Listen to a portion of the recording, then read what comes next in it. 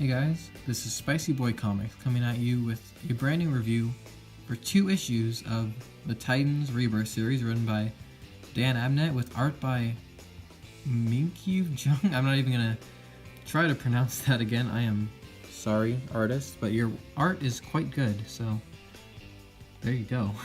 So yeah, I'm doing 2 issues today. I'm gonna do Titans number 29, and then I'm gonna do Titans number 30, and the reason I'm doing this is because I feel like separately, these 2 issues are kind of, middle of the road, okay. But when you put them together, you get a pretty solid little story. They just, on their own, each of them just have just enough material to cover in a combined review. Just not individually. That doesn't mean they're bad, it just means they're more supplemental on their own and more substantial together. So getting right into the first issue, which is Titans number 29, long story short, our team is stranded on a faraway, distant planet, and they have no way of contacting anybody, and they gotta fix the beacon to call somebody, and tensions rise, as they always do when teams are isolated, and it's all very dramatic. And also possibly a harem. Does this count as a harem? It's 1 dude and 1, 2, 3, 4 girls. I don't know, does it have to be Japanese? I feel like I can qualify for a harem, right? It's a very beastly harem, because Beast Boy is in a beastly state right now. So the Titans, they crash land, they're stranded, they don't know what to do. Steel and Donna Troy get right into it and start bickering. She's like, well, you crashed the ship, well, you're being mean, why you gotta be such a, you know what, forget it. Very upset. Oof, she is being bitter. And this whole book is kind of the Titans falling apart, everything goes wrong. Miss Martian tries to fly out to the atmosphere and see if she can do something, contact somebody. She fails and she falls, so they gotta try to catch her. Raven is emotionally distant, not just because she's an emotionally distant character, but because she is missing a part of her soul self, which is from a previous storyline, which just means she's not gonna have a lot of emotional connection in these books, which is okay. Her soul self being trapped in another dimension is an interesting idea. Doesn't make for a very compelling character without emotions, but it's a neat idea. Kind of reminds me of something Chris Claremont would do in his X-Men days, which is neat because I really like that series. Also really cool art by that person whose name I can't pronounce. Nothing too fancy, but solid, effective. I like the colors. I like all these little sparkly things in the background, just something to attract your eye to. And then what's really cool is that this story arc that's been panning out for the last few issues, that Beast Boy finally loses control and he rages out. He's been having this sort of inner reptilian brain bestial anger building up within him for a long time. And then he hulks out, but in his own way. And so, he's been containing this frustration for so long. He's losing it. He's losing his cool. And then he just, my boy. Guys, Logan failed No Nut November. He was so close. But he didn't quite make it. So, moment of silence for our fallen brother. Okay, back into the book. We got more of Raven, talking about how, she can tell the world is beautiful, but she can't, really think about it because she doesn't have any emotions again. So the Raven subplot is not the most interesting when you have a character that can't emote or feel things. So the idea is good on paper, but not on comic paper, if that makes sense. The real main driving plot of this issue is the sort of conflict between Donna Troy and Steel. They sort of butt heads and they try to figure each other out a little bit. And so over the course of the issue, they sort of come to this understanding with each other, like, okay, I was a little bit too hard on you.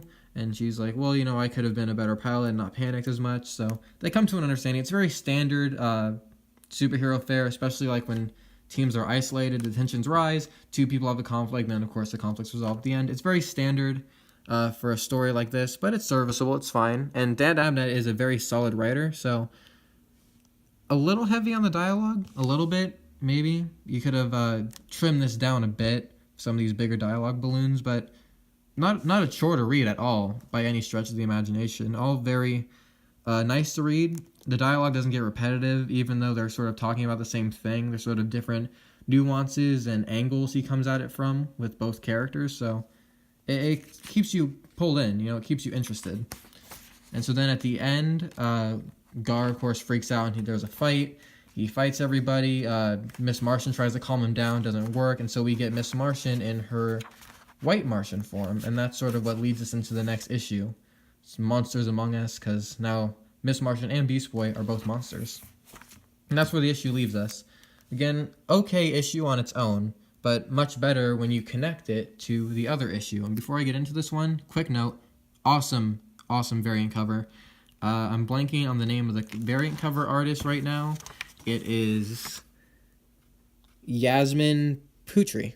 I'm sorry, again, difficult to pronounce name, but awesome variant cover, very Americana, George Lucas's, I'm blanking on the name of that movie.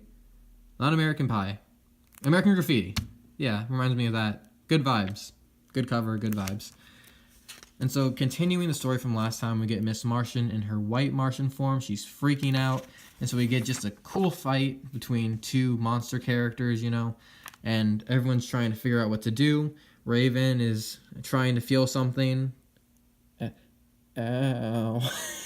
I can't imagine her being genuine about that pain. I don't know. I imagine her saying that in the most bland, I'm supposed to feel, this is supposed to hurt. So people who are hurt say, ow. Whatever. It's just not the most interesting story once you actually start trying to flesh her out and she doesn't have any feelings. It's fine. There's other stuff going on. More interesting stuff like this fight, this very well-drawn fight between Beast Boy and Miss Martian. You get him trying to calm him down, but of course they're not calming down. He whacks him away. And then this is the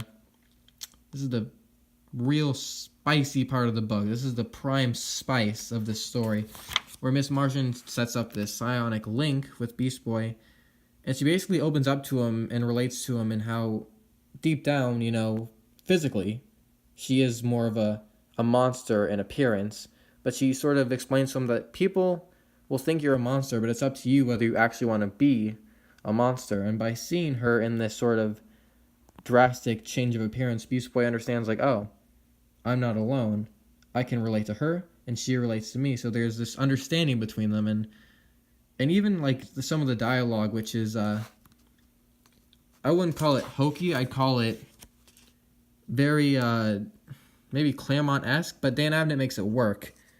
Just let my psionics placate your wrath. That's what I'm talking about. That's how Miss Martian talks. It's kind of that Thor or any other foreigner to Earth where they speak in a very proper language. But Dan Abnett makes it work. It flows well, and it's nice to see.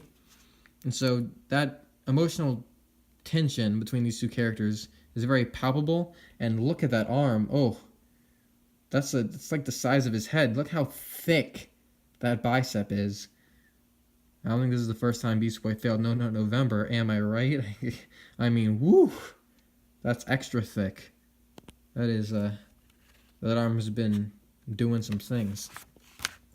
And so, they calm down and they hug, which is a common trope, actually, in this second iteration of Dan Abnett's Titans. There's a lot of emotional catharsis and a lot of hugging. It's happened a bit. It happens here. But I like this because this has been a building plot point in the series for a few issues, and we finally get some resolution to it. And it's good resolution. It was a solid build-up. It was a solid payoff. It was a solid delivery, and it has a nice conclusion. The relationship between Miss Martian and Beast Boy is definitely a strong point, a highlight of these two issues. And really, that's the main reason I picked this up. The Wonder Girl Steel argument was kind of just generic, and again, the Raven stuff is just so bland, but this stuff is why I read comics, why I read superhero comics. These emotional relationships these characters have, even in these absurd, far-out situations, you can find the human aspects somewhere inside, and that's where it counts. And so, even though this whole issue is kind of about Miss Martian opening up to her teammates about this secret she has about looking this way, and her teammates sort of coming to accept who she is, you should have told us sooner, everyone's kind of comforting her and being like, it's okay. I won't say that it undercuts the story they were setting up, but then at the end, more Raven trapped in the soul world, blah, blah, blah. At the end, Miss Martian just reverts back to being herself, and so does Beast Boy. He's cool. A little bit. He's still a little bestial, but he's chilled out quite a bit. And I feel like Miss Martian going back to being her green self kind of... I don't know, it just feels weird when the whole crux of the story was people accepting her the way she was. But she doesn't want to look like that. Pfft, no, I don't want to be like this. I mean, thanks for accepting me, but let's be real. Yo, like the hot green lady, am I right? Sorry, but I mean, we got the message. You don't have to look like that anymore. We understand. Go back to your attractive self. Thank you. Oh, that's much better. All joking aside, though, really well crafted issues, and yeah, I flipped through some stuff. There was just more stuff about Wonder Girl being like, Nightwing put me on this team to bring the team together, and I didn't know if I could do it, but now I'm doing it, and we're all gonna be a team. Just standard team building stuff, you know. They were separated and they had their issues, and now they're coming together, and that's pretty much the book. And at the end, we get Kyle Rayner, Green Lantern.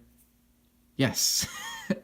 I really like Kyle Rayner. I'm interested to see what he does in the series. I hope he's not just a one-issue character, like he's not just being their pickup driver, taking him back to Earth. I hope there's a little adventure they have in space, because it's cool to see the Titans in a bit of a different scenario than they're normally in, because almost every Teen Titans story or Titan story takes place on Earth. So I'm interested to see the Titans take a little space adventure route, you know? It's a nice change of setting, and I'm looking forward to where this series goes next. So that's the total review, you guys.